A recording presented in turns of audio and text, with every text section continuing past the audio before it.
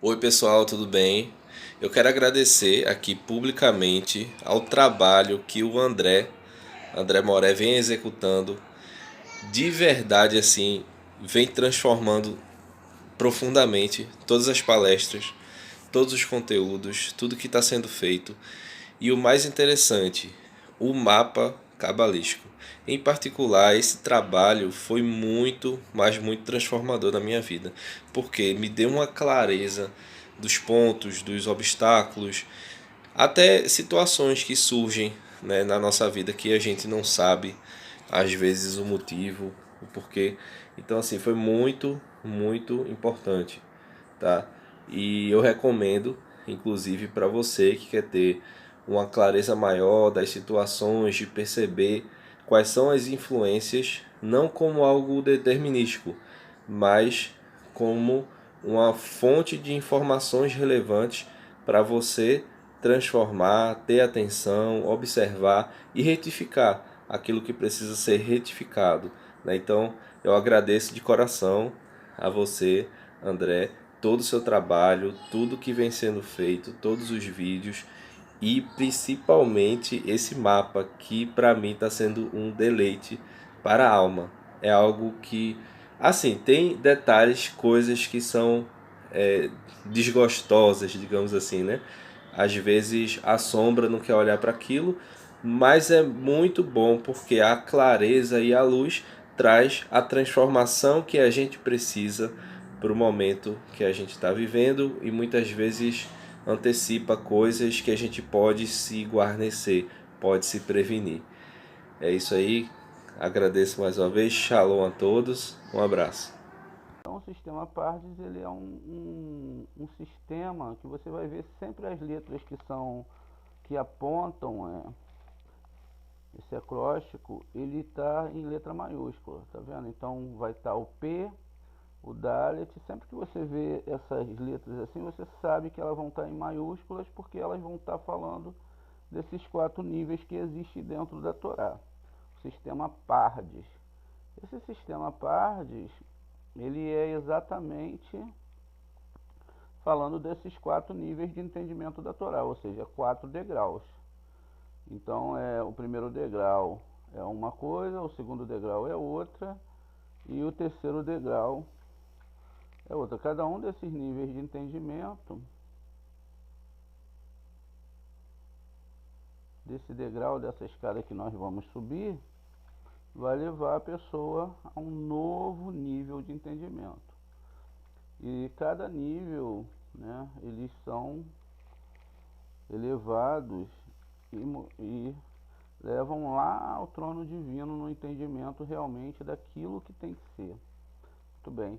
Esses 4 degraus, eles se dividem aqui em Pardes, Remes, Drash e Sod. Geralmente a gente está estudando esse nível aqui, é o que mais nós estudamos na nossa aula. Esse nível aqui já bem de segredo mesmo, é muito elevado.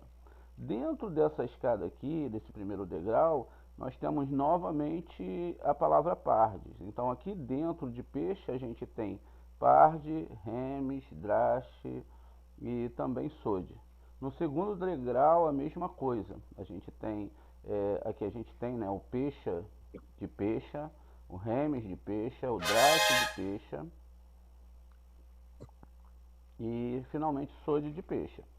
Depois nós temos aqui no Remes o peixe de Remes, o Remes de Remes, o Drache de Remes e o Sod de Remes.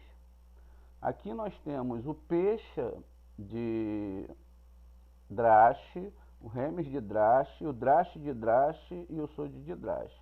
E aqui no Sod, que é o segredo mais elevado, a gente tem o peixe de Sod, o Remes de Sod, o Drache de Sod e o Sod de Sod. Então isso totaliza aí que cada um desses degraus, eles têm 4 níveis de entendimento dentro do texto da Torá, o que vão dar para a gente 16 formas de entendimento dentro da Torá. Já visto que a gente tem 4 degraus, né? Então agora a gente tem 16 degraus. Então todos esses níveis de consciência, nós temos que entender dentro da Torá e dentro dessa questão, então, de como deve se estudar a Torá. Então existem regras, existem as regras de Hillel, regras para se estudar a Torá, níveis de entendimento de Torá, e que esses níveis não devem jamais, mas jamais, absolutamente ser estudado na sua forma de tradução.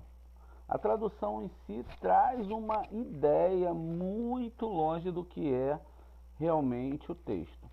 A gente sabe que na nossa própria linguagem, que é complexíssima, o português ele é complexo demais. A gente tem várias formas de falar certas palavras que causam uma total diferença da mesma palavra em vários assuntos. A palavra mato, em uma certa colocação na frase, ela tem a ver, né, com algo aqui no nosso mundo que é um arbusto.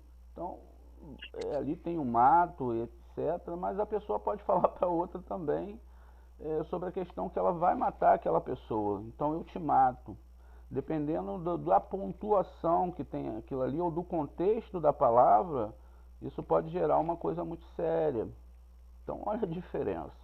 A mesma coisa é a palavra morro, né, que se a gente usa para falar de um monte, algo elevado, ou quando a pessoa está partindo desse mundo, ou até mesmo a pessoa pode falar eu morro por você. Então, uma única palavra pode gerar vários tipos de conotações, de descrições dentro da vida do ser humano. Então, assim também é no hebraico. No hebraico não pode haver tradução das palavras, até porque existem erros no hebraico dentro da Torá, palavras que são escritas erradas, faltando letras, justamente porque tem um apontamento muito grande dentro daquela palavra ali, em que toda a Torá ela está ligada à raiz de toda a humanidade. Não é um livro particular de ninguém. Ela está falando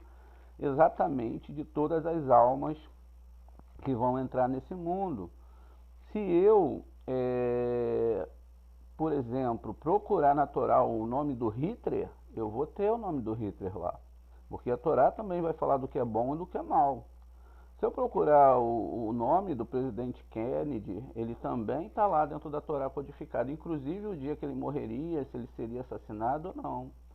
Se eu procurar sobre as Torres Gêmeas, vai estar lá codificado dentro da Torá. A Torá não erra. Então a Torá ela está falando a história de todos, de toda a história da Terra, o que a gente deve entender, mas também de toda a história do universo. Então, quer dizer, como que eu posso estudar dentro da Torá os níveis de Torá que existem, os níveis astronômicos, os níveis de todas as questões que são inerentes à Torá, e também entender que tudo isso está ligado à alma do ser humano. Nós temos uma coisa incrível que é a nossa mente. E a nossa mente, ela é algo que, quando bem usada e bem trabalhada, ela pode te levar a locais incríveis. Tanto é que todas as sensações que você tem nesse mundo, você as tem porque elas são criadas num ambiente da sua mente, ou seja, você interage com o meio e você tem uma ideia do meio que te cerca. Mas, por exemplo, você pode fechar os olhos e se imaginar em outro lugar, se imaginar numa situação de romantismo, ou em outro planeta, ou sabe-se lá o que a pessoa deseja pensar, ou dos próprios pensamentos que são invasivos dentro da sua mente, etc. Tudo isso faz parte da configuração do que é o ser humano. Ele cria mundos, ele tem a percepção de poder estar desenhando aquilo que ele deseja. E é dentro desse ambiente chamado o cérebro, a percepção e também a alma que tudo se dá dentro da Torá. Quer dizer que enquanto eu estou num nível, eu posso estar em outro.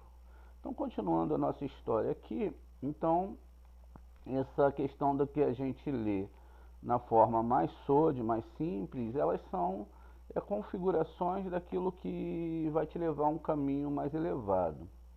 E atrás dos textos de cada palavra sempre vai ter uma informação muito mais profunda. Então, toda a história contada no Taná também é uma alusão a outro tema, outro nível de entendimento. Então, sempre que esses temas são relacionados, eles vão ser lidos nesses 4 níveis. Assim, o livro de Jona, ele tem um contexto simples e trata de uma história de um Navi, de um profeta. A palavra Navi é como se fala profeta em hebraico. Ele simplesmente tenta fugir da ordem que recebeu de Hashem, em outro nível de entendimento. Então, essa questão toda e essa aula toda vai ser uma alusão, né, a essa questão de Jona. Então, ele fugia da sua responsabilidade. E vale nós declararmos também que é a mesma coisa que a maioria das vezes nós fazemos. Nós não queremos avançar na nossa responsabilidade espiritual e fugimos da nossa responsabilidade espiritual. Sempre nós nos castramos de fazer aquilo que realmente nós temos que fazer. A gente castra a possibilidade de estar fazendo uma retificação humana. Parem para imaginar. Hoje todo mundo dormiu, muitas pessoas dormiram, algumas estão felizes porque estão empregadas, estão vivendo um relacionamento bom e etc. Então elas se sentem seguras nesse mundo. Outras não, outras estão vivendo um caos total na sua vida, dentro daquilo que o seu cérebro possa desenhar o que é caos ou não. Mas eu pergunto, essas pessoas que estão vivendo esse caos, elas estão preocupadas com alguma coisa? Talvez sejam até bens materiais ou um relacionamento, etc. As que não estão felizes, elas estão um pouco adormecidas. De repente, essas pessoas que estão vivendo esse caos, como foi na história de Jona, elas têm ainda força para estar rezando, ou até mesmo sem força, elas continuam rezando, buscando Hashem de todas as formas. Vamos fazer uma colocação. Amanhã, o Zohar, ele é, de uma certa forma, absorvido, né, por todas as mentes humanas. Então amanhã acontece isso. O que aconteceria nos próximos passos da humanidade?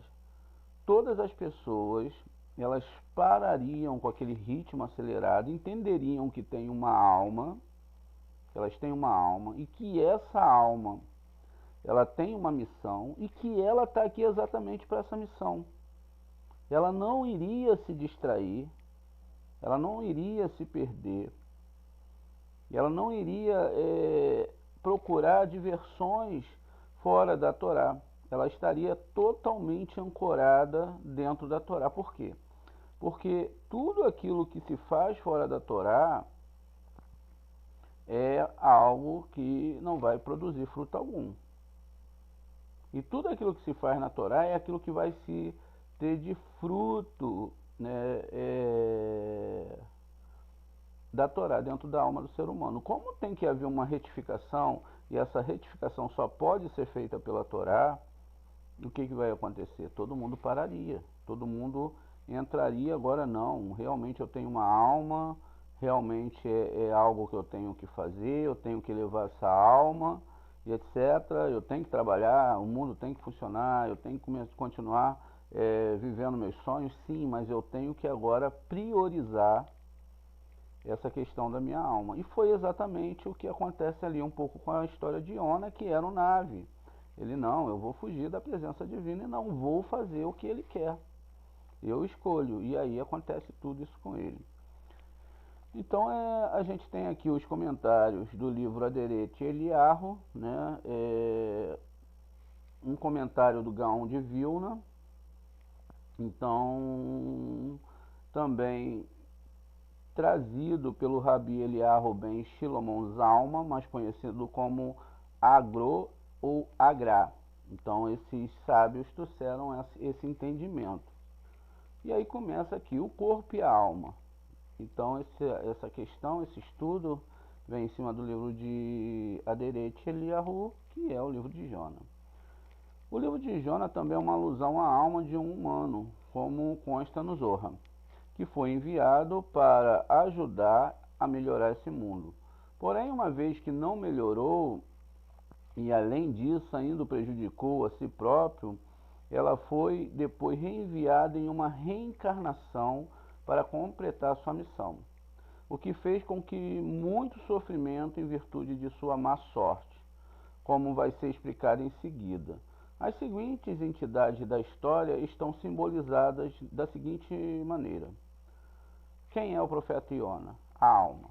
Então o profeta Iona, ele é uma alusão à alma. Quem é o barco? É uma alusão ao corpo. Quem é o mar? O mar é uma alusão ao mundo. Então, veja, cada um dos objetos aqui, cada um do que é citado aqui, ele é uma questão muito diferente do que nós lemos na própria codificação do Taná. As ondas, quem são as ondas? As ondas são uma alusão ao sofrimento da pessoa. Então, todos esses pontos dentro da história de Iona são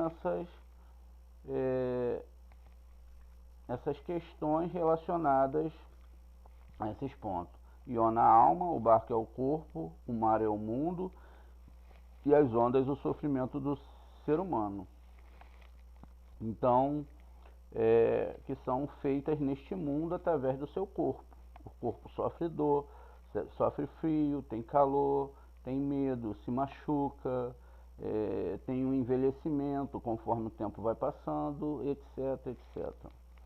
Então, as outras importantes as outras entidades dessa história terão seus símbolos mais vistos, né? Nós veremos esses outros seres, essas outras entidades descritas mais à frente. Quando Iona ele entra no barco e ele desceu para o mar, então veja, a alma entrou no barco, entrou no corpo, veio para o mar, sendo insinuado que em outro nível a alma da pessoa entrou dentro do corpo e começou a viver nesse mundo. Em vez de Iona ir para Nínive, ele quis fugir para Tashir. Isso também é uma alusão a pessoas que, em vez de cumprir com a vontade de Hashem, resolveu seguir os seus desejos, ou seja, ele não pegou a Torá para estudar, ele não entendeu a Torá e foi atrás dos seus sonhos, abandonou a Torá do Eterno. E é isso que acontece a todo momento. A gente ainda quando está dentro da Torá, a gente larga a Torá e a gente segue outro nível de entendimento. A gente segue outro nível, aí vão acontecendo os problemas. Esses problemas que vão acontecendo são a somatória de tudo aquilo que nós temos que passar, que são as ondas, para que a gente volte para a Torá. Enquanto nós não voltamos para a Torá, assim como lá no livro de Noa, que também está ligado a essa história, a onda continua batendo, os sofrimentos vão vindo para a pessoa e ela cada vez vai se afastar mais da Torá. Se você se afastar um dia da Torá, você está se afastando do Eterno, o Eterno vai se afastar 2 dias de você. Se você se afastar 2 dias, ele vai se afastar 4, e assim sucessivamente. Mas não é que o Eterno realmente ele se afaste, é porque você vai criando clipotes internas e externas, e essas clipotes elas vão te afastando daquela missão que você tem que cumprir, como foi aqui na metáfora da história de Iona. Então, a gente segue os nossos desejos e se afasta da Torá. Por mais bonito que isso possa ser, e por mais que o nosso ego fale, olha, isso é o caminho certo a seguir, não é. Não é. Porque ele sempre vai gerar sofrimento. Quando Iona paga o valor de todo o barco para partir imediatamente, ele vai pagar lá. Este ato também se refere à pessoa que está rendida aos seus desejos, ansiosa em o satisfazer, logo dando até pagamentos, ou seja, comprando os prazeres para o seu corpo. sem levar em consideração esses atos não permitidos, se são permitidos ou não.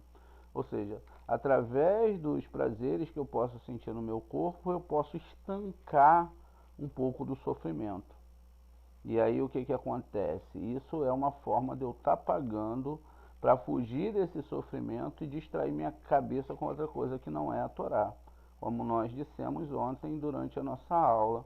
Então a pessoa procura outro ambiente, ela procura outra coisa, ela procura uma diversão, até mesmo uma relação fora da Torá, achando que aquele prazer momentâneo ela vai fazer com que ela seja mais feliz, quando na verdade ela deveria procurar a Torá.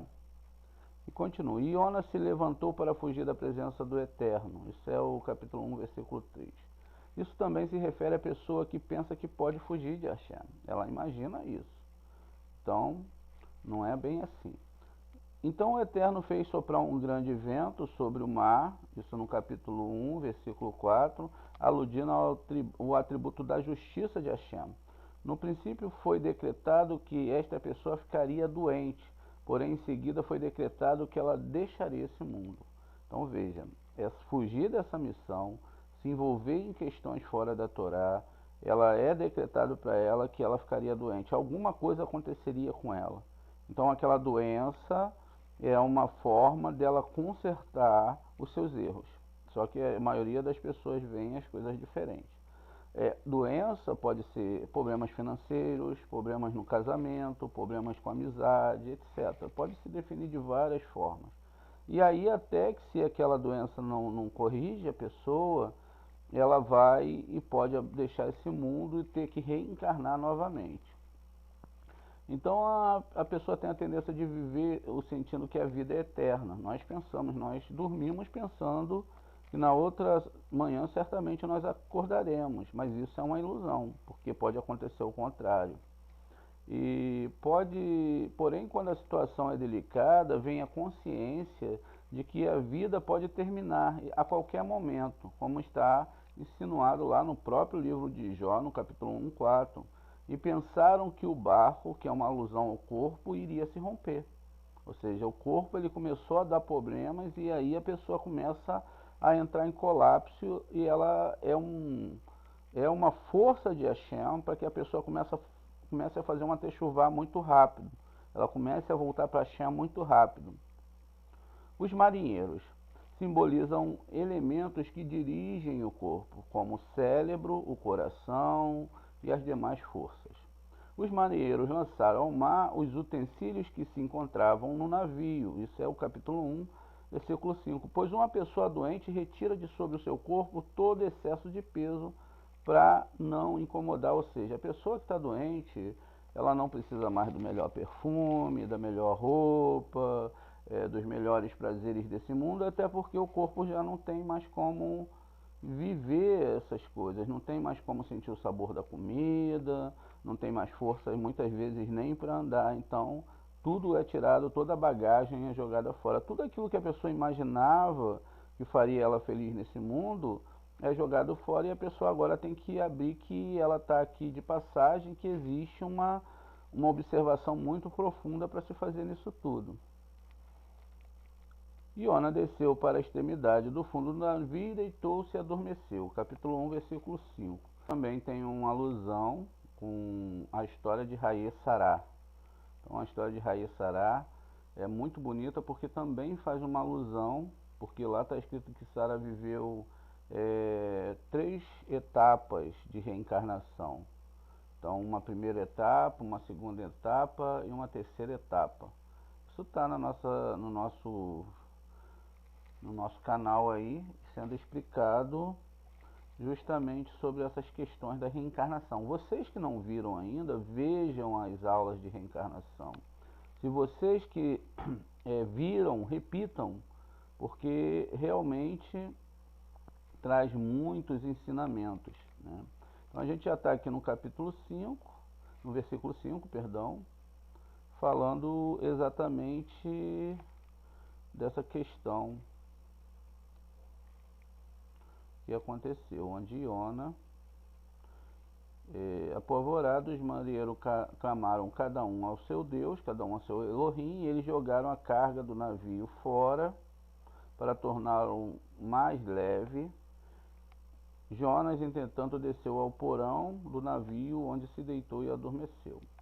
O capitão foi até ele e gritou: Como você pode estar dormindo tão profundamente? Levante-se, invoque seu Deus, talvez o seu Deus seja gentil conosco e nós não pereçamos. Então está aqui em hebraico.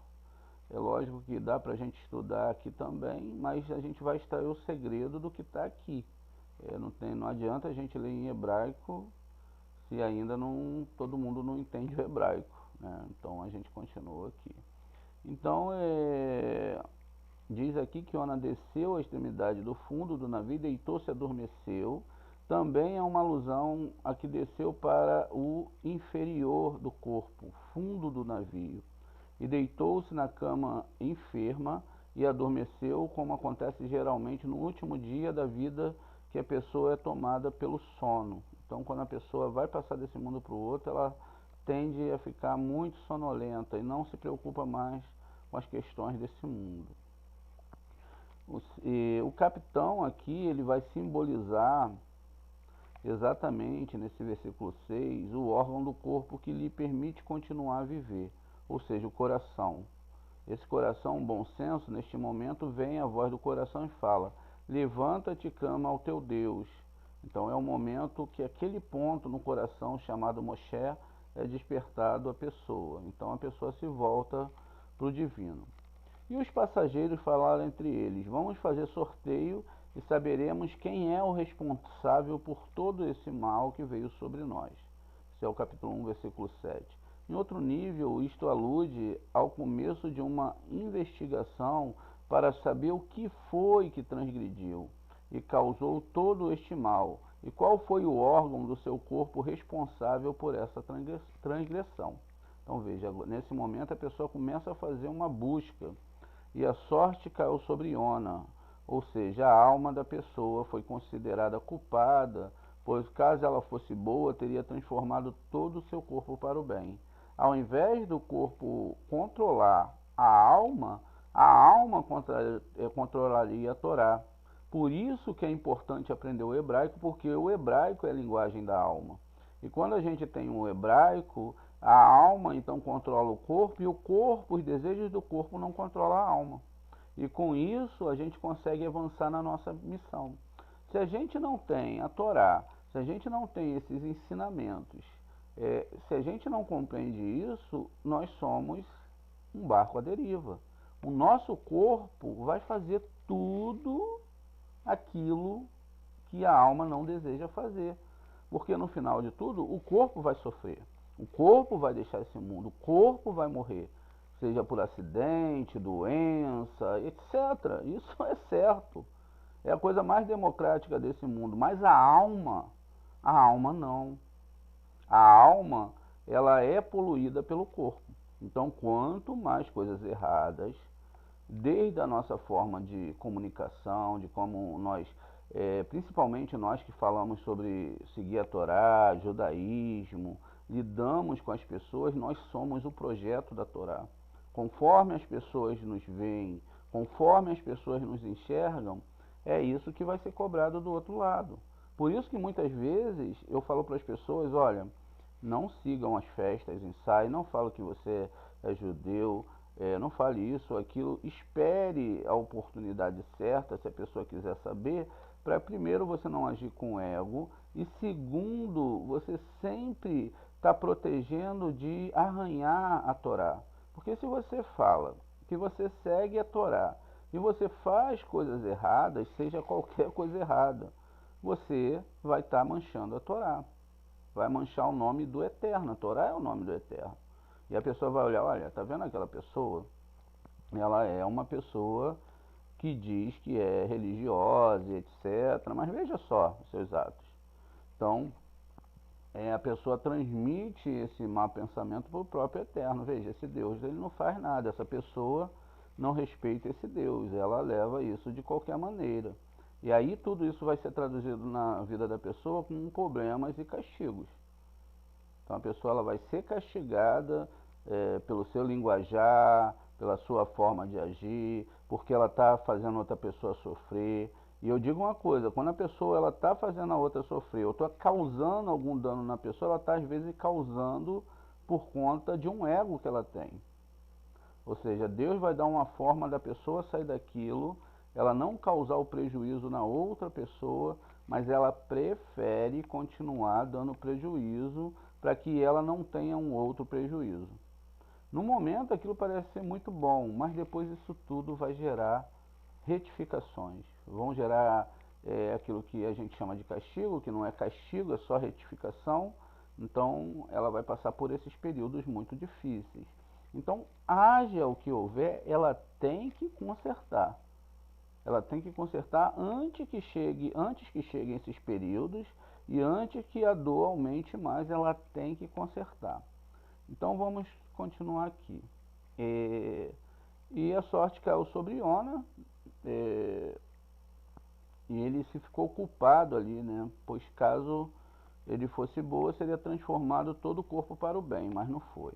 E os homens sentiram um grande temor do Eterno. Isso é o versículo 10 já. A gente já está indo avançando aqui na nossa leitura.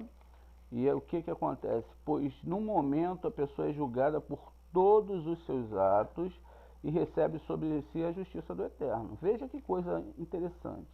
Se você fez coisas boas, se você é uma pessoa que bota o seu próximo em primeiro lugar, se você ama as pessoas, se você cuida de tudo em relação à Torá, não arranhar a Torá, então você vai ser julgado pelo bem. Mas se você só faz coisa errada, então você também vai ser julgado para o mal. A sentença, ela tem um equilíbrio, ela não é feita de qualquer maneira. Ela não pode ser feita de qualquer maneira. E aí continua. Os homens sentiram esse temor e nesse momento a pessoa é julgada, né? E aí vem a justiça.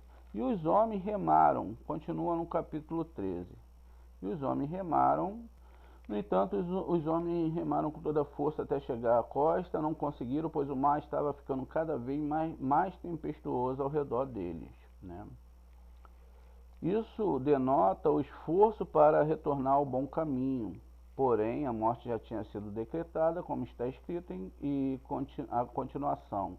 E não podiam, pois o mar estava cada vez mais violento. Quer dizer, nesse caso, mesmo que no final a pessoa tente voltar para fazer techuvá, não vai haver mais chance de vida para ela. Ela está longe de chegar e retornar aqueles anos de vida que ela poderia ter seguido a Torá e não seguiu. E continua no 1,15. E pegaram os homens e lançaram ao mar, que se refere ao momento que a alma foi retirada do corpo. O peixe é alusão ao túmulo. Então, veja, agora a gente tem o corpo, que é o barco, e o peixe que engole Jonas, na verdade, é uma metáfora não para o peixe como todos imaginam, mas para o túmulo. Peixe é igual ao túmulo. Muito bem. Com isso, então, a gente entende, né, que Jonas esteve na entranha dos peixes por 3 dias. Aqui a gente já está no capítulo 2 de Joná, no versículo 1. Então o Senhor providenciou um enorme peixe, uma tumba, para engolir Iona, e Iona ficou no ventre do peixe 3 dias e 3 noites, que é o tempo que a alma vai permanecer ali. Vamos entender isso. Então Iona esteve na entranha dos peixes 3 dias e 3 noites, pois todos os 3 primeiros dias após a morte a alma quer voltar para o corpo, então ela fica ali enquanto se encontra sobre ele. Porém, depois de 3 dias, quando a alma percebe que o corpo começa a se danificar, os órgãos internos se espalham, então a alma deixa o corpo. No versículo 1 do capítulo 2, a palavra peixe, vamos ver aqui, a gente tem aqui uma referência mais profunda a essas questões. Então aqui no capítulo 1, a palavra peixe está escrita dag. Vendo? A palavra dag, que a gente é um dalet e um gimel. E aí aqui nós temos uma situação imensa. Aqui nós temos uma alusão imensa sobre essa questão, né? A gente tem a letra Dalet e a letra Gimel. Essa letra Dalet e essa Gimel totalizam 7, que são as 7 Sefirotes. Nesse caso, então, a gente vê que existe uma forte alusão aí a esse sistema que nós temos do 7.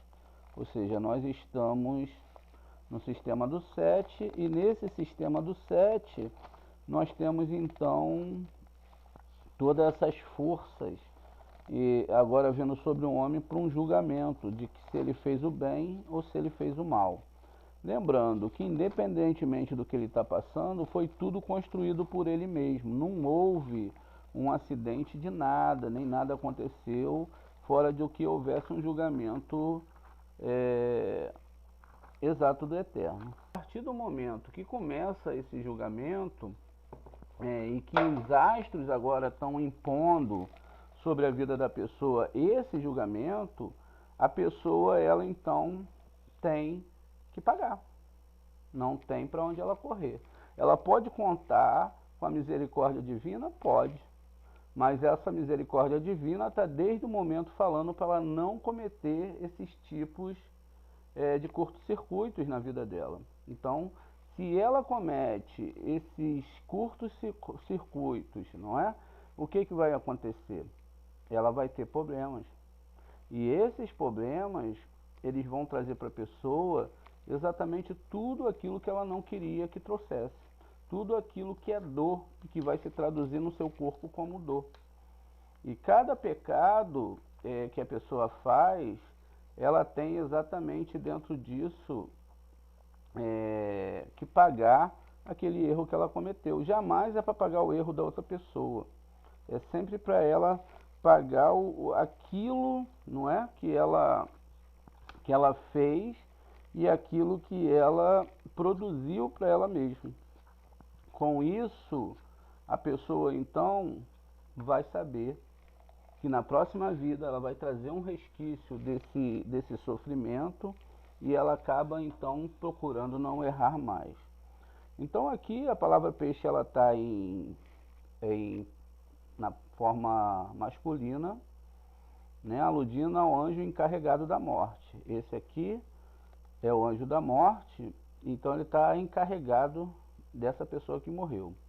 No versículo 2 aqui, ó, aqui nós temos a palavra Dag, na masculina, e no versículo 2 a gente tem a palavra Radagá. Veja, aqui já se trocaram os sinais maçoréticos, ó, Dag, e aqui embaixo nós temos feminino Adagá, tá vendo? O interessante é que entre esses 7 pontos, que são as 7 sefirotes, e agora aqui a gente lá em cima fala do poder masculino, e aqui do poder feminino, eu tenho 2 torais, um rei antes e um rei depois. Então aqui é aludindo ao local onde a alma será purificada, pois no princípio o anjo encarregado dos mortos recebe a alma do falecido, e a alma será levada para onde será purificada, que é o Guerrinom. Então quer dizer, se você cometeu erros nessa vida, você vai ser levado para esse Guerrinom, só que lá é um local de limpeza. Então vai ser aludido aqui pelo capítulo 3. Na minha angústia eu clamei a Shem e ele me respondeu. Do Seol, veja, do inferno, do Guerrinom, eu gritei e tu ouviste a minha voz. Então essa questão aqui, ou seja, da tumba eu gritei para ele, que é uma alusão à alma que se encontra no local que está sendo purificada. Então a gente sabe que existem as chicotadas da tumba, e depois há o local da purificação da alma. São 2 purificações. Primeiro a purificação do corpo e depois a purificação da alma, segundo o Zohar. Porque o corpo ele poluiu a alma. E a alma então ela tem que ir para um local chamado Guerrinom, que pode ser um Guerrinom de fogo ou um Guerrinom de gelo.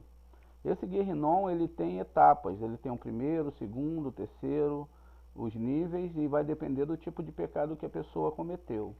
Dentro desses níveis, ela vai sentir a dor para tirar aquele pecado, e ela então ela vai ser levada a um susto muito grande. Um exemplo que a gente tem muito forte disso é a história de Rambam. Rambam ele foi altamente filosófico, mas por que, que ele não se envolveu muito com o mundo espiritual, mas com a filosofia? Porque ele teve problemas na sua outra vida com questões no sentido de consultar espíritos de mortos 2 vezes. Então ele nessa última vida ele veio assustado, ele não quis nem saber disso. Então ele negou toda a espiritualidade, ele falou que não tinham demônios, porque ele já vinha de outra vida com isso. Então muitas vezes uma pessoa que tem muito medo de alguma coisa é porque ela na outra vida ela já teve algum problema com isso. Então se você vê uma pessoa que tem medo de altura, medo de água, ou medo de estar num ambiente onde tenham pessoas que possam lhe ferir, são almas que passaram por esse tipo de trauma em outra vida. Ou também pelos traumas que ela passa no Guénon. Muito bem. Então aqui a gente está vendo que está falando somente dessas partes que a alma vai ser purificada e os níveis que ela vai descer. E aí continua, né? E aqui no 2, no capítulo 5, que fala que lançaste nas profundezas do coração do mar, e etc. E continua no 5 aqui. E diz aqui: eu pensei que eu tinha sido expulso ou ocultado diante da tua vista, e nunca mais olharia para o seu santo templo. Né? É isso que diz aqui. Então, diz: eu, porém, voltarei a ver o seu templo, e eu voltarei a ver o seu templo, né? Então, o que diz aqui é que a pessoa ela vai voltar, né? Capítulo 2, 5, pois uma vez que a alma está sendo purificada, ela sabe que isto é um sinal de que ela está sendo preparada para ter uma continuidade. Ou seja, terá uma porção no mundo vindouro. Se você está voltando para a Torá, se você está sofrendo, quer dizer então que o sistema está funcionando. Você está pagando o seu tikkun. Fugir desse tikkun, o que as pessoas tentam fazer, fugir desse tikkun é o contrário. Melhorar a vida para que o tikkun não aconteça é o contrário. A pessoa não teria como ter ideia dessa questão. Então, muitas das pessoas elas lutam. O que a religião faz? Venha para ser feliz, venha para conquistar seu carro, seu emprego, venha para ter tudo. Só que essas pessoas não sabem que tudo está na mão de Hashem. Absolutamente. E que na mão dela ela não consegue fazer nada. Ela não tem como fazer nada. Na verdade, a maior ilusão que existe é isso.